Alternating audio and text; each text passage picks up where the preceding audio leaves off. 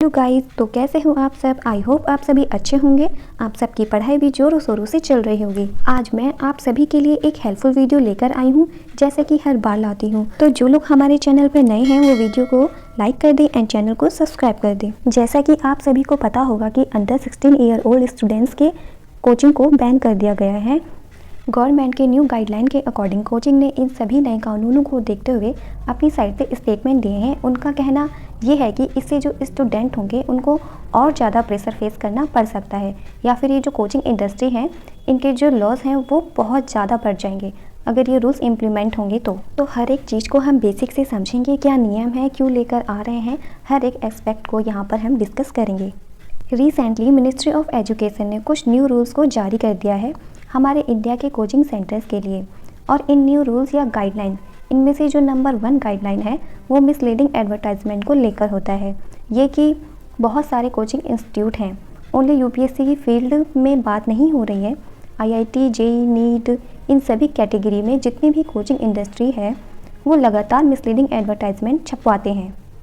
Newspaper में उनका बड़ा बड़ा ऐप छप जाएगा कि सारी जो भी ऑल इंडिया रैंक 1 है, 2 है, 3 है, ये सब हमारे कोचिंग से पास आउट होकर निकले हैं। कुछ इस टाइप का उनका एडवर्टाइजमेंट देखने को हम सभी को मिलता है, और ऐसे ही सिमिलर एडवर्टाइजमेंट दूसरा कोचिंग भी कर देता है। अब जो पास आउट स्टूडेंट होता है वो भी कंफ्यूज हो जाता है कि वो ना जाने कितने ही कोचिंग में चला गया होगा। तो इस टाइप की ये जो मिसलीडिंग एडवर्टाइजमेंट हैं वो कहीं ना कहीं रोकने के लिए न्यू गाइडलाइन को जारी किया गया है। अब बात करते हैं हम सेकेंड नंबर की, मैंडेटरी रजिस्ट्रेशन की।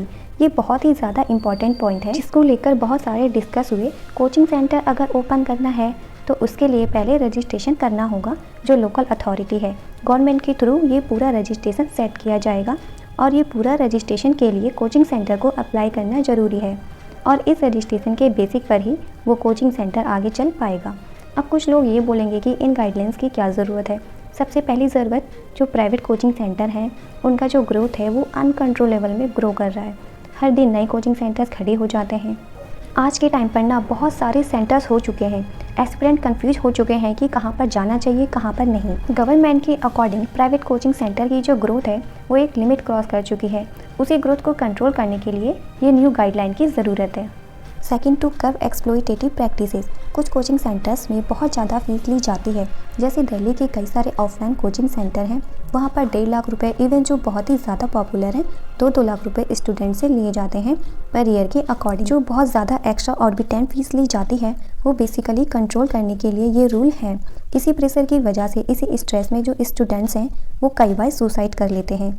हमने कई सारे केसेस रिसेंटली देखे हैं। और इतना ही नहीं, कई सारे कोचिंग सेंटर्स इतना पैसा लेने के बाद भी वहाँ का इंफ्रास्ट्रक्चर बिल्कुल ज़ीरो है, और इंफ्रास्ट्रक्चर ख़राब होने से कई बार आग लगने की इंसिडेंट हो जाते हैं। आप सभी को पता होगा रिसेंटली दिल्ली वाला केस, जब कोचिंग सेंटर्स में आग लगी थी। इन्हीं को रोकने के लिए, इन्हीं को कंट्रोल करने के लिए न्यू गाइडलाइन लाने की काफ़ी ज़्यादा ज़रूरत थी।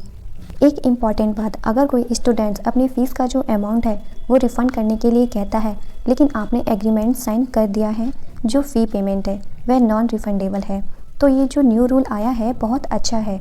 इसमें रिफ़ंड वाला ऑप्शन बोला गया है कि अवेलेबल करवाना होगा कोचिंग सेंटर्स को।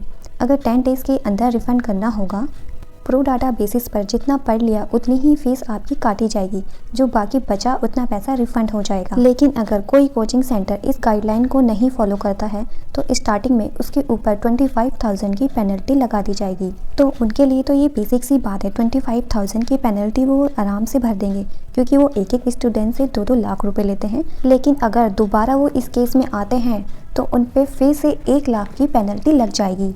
अब वो 1 लाख की पेनल्टी भी भर देंगे, उनके लिए कोई प्रॉब्लम नहीं है, नो डाउट। लेकिन अगर रिपीटेडली बार बार वो लॉज का उल्लंघन करते हैं तो उनका रजिस्ट्रेशन जो मिला है उन्हें कोचिंग सेंटर को, वो कैंसिल कर दिया जाएगा। तो ये कुछ पेनल्टी हैं for the violation of this guideline. I hope आपको ये वीडियो इन्फॉर्मेटिव लगी होगी। इसी के साथ वीडियो को एंड करते हैं। मिलते हैं आपसे नेक्स्ट वीडियो में। Thanks for watching. तो वीडियो को लाइक एंड सब्सक्राइब जरूर करिए। ऐसे ही इन्फॉर्मेटिव वीडियोज़ हम आपके लिए लेके आते रहेंगे।